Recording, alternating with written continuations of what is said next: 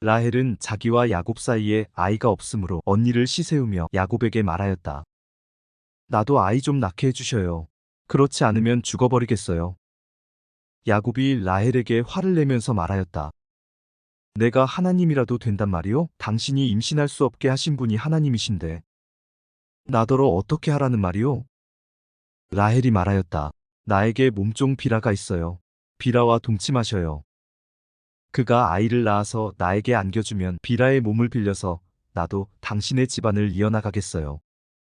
라헬이 자기의 몸종 비라를 남편에게 주어서 아내로 삼게 하니 야곱이 비라와 동침하였다.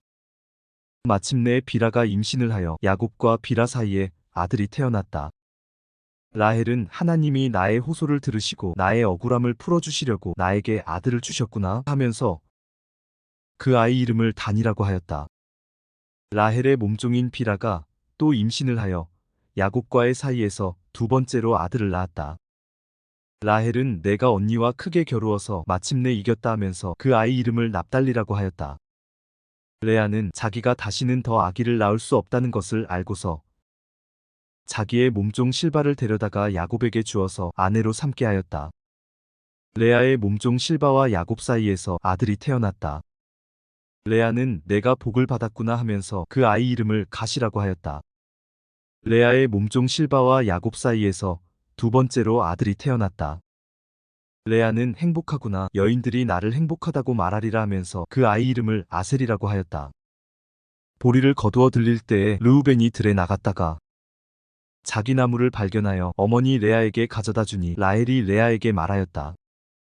언니, 아들이 가져온 자기 나무를 조금만 나눠줘요. 레아가 라헬에게 말하였다. 내 남편을 차지한 것만으로는 부족하냐? 그래서 내 아들이 가져온 자기 나무까지 가져가려는 것이냐? 라헬이 말하였다. 좋아요. 그럼 언니 아들이 가져온 자기 나무를 나에게 주어요. 그 대신에 오늘 밤에는 그이가 언니하고 함께 자도록 하지요. 그날 저녁에 야곱이 들에서 돌아올 때에 레아가 그를 맞으러 나가서 말하였다. 당신은 오늘 밤에는 나의 방으로 드셔야 해요. 나의 아들이 가져온 자기 나무를 라헬에게 주고 그 대신에 당신이 나의 방으로 드시게 하기로 했어요. 그날 밤에 야곱은 레아와 함께 잤다. 하나님이 레아의 호소를 들어주셔서 레아가 임신을 하였고 야곱과의 사이에서 다섯 번째 아들을 낳았다. 레아는 내가 나의 몸종을 나의 남편에게 준 값을 하나님이 갚아주셨구나 하면서 그 아이 이름을 이사갈이라고 하였다. 레아가 다시 임신을 하여서 야곱과의 사이에 여섯 번째 아들이 태어났다. 레아는 하나님이 나에게 이렇게 좋은 선물을 주셨구나. 내가 아들을 여섯이나 낳았으니 이제부터는 나의 남편이 나에게 잘해주겠지 하면서 그 아이 이름을 스불론이라고 하였다. 얼마 뒤에 레아가 딸을 낳고 그 아이 이름을 디나라고 하였다. 하나님은 라헬도 기억하셨다. 하나님이 라헬의 호소를 들으시고 그의 태를 열어주셨다. 그가 임신을 하여서 아들을 낳으니 하나님이 나의 부끄러움을 벗겨주셨구나 하고 생각하였다. 라헬은 그 아이의 이름을 지을 때에 주님께서 나에게 또 다른 아들 하나를 더 주시면 좋겠다 하는 뜻으로 그 아이 이름을 요셉이라고 하였다. 라헬이 요셉을 낳은 뒤에 야곱이 라반에게 말하였다. 제가 고향 땅으로 돌아갈 수 있도록 저를 보내주십시오. 장인어른의 일을 해드리고 얻은 저의 처들과 자식들도 제가 데리고 가게 허락하여 주십시오. 제가 장인어른의 일을 얼마나 많이 해드렸는가 하는 것은 장인어른께서 잘 아십니다. 라반이 그에게 말하였다.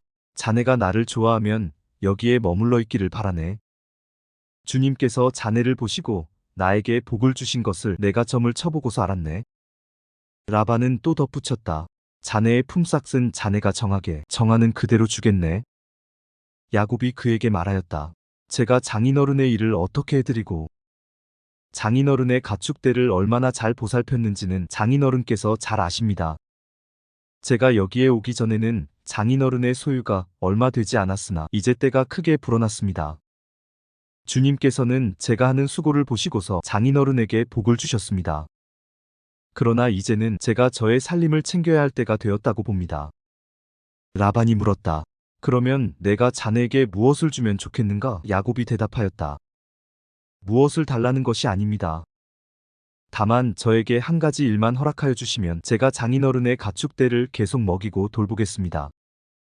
오늘 제가 장인어른의 가축대 사이로 두루 다니면서 모든 양떼에서 얼룩진 것들과 점이 있는 것과 모든 검은 새끼 양을 가려내고 염소떼에서도 점이 있는 것들과 얼룩진 것들을 가려낼 터이니 그것들을 저에게 삭스로 주십시오. 제가 정직하다는 것은 훗날 장인어른께서 저에게 삭스로 주신 가축대를 확인하여 보실 때에 증명될 것입니다.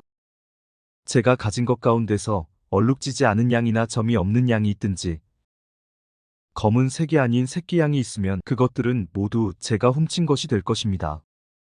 라반이 말하였다. 그러세, 자네가 말한 대로 하겠네.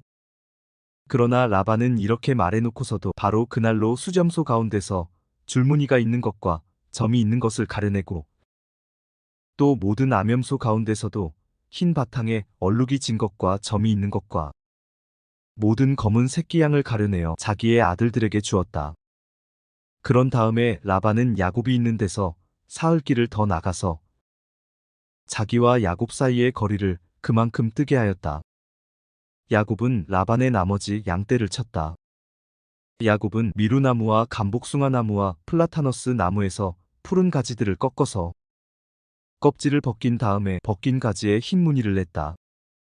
야곱은 껍질을 벗긴 그 흰 무늬 가지들을 물먹이는 구유 안에 똑바로 세워놓고 양떼가 와서 물을 먹을 때에 바로 눈앞에 세워놓은 그 가지들을 볼 수 있게 하였다. 양들은 물을 먹으러 와서 거기에서 교미를 하였다.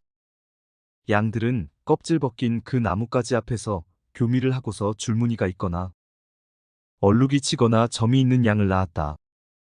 야곱은 이런 새끼 양들을 따로 떼어 놓았다.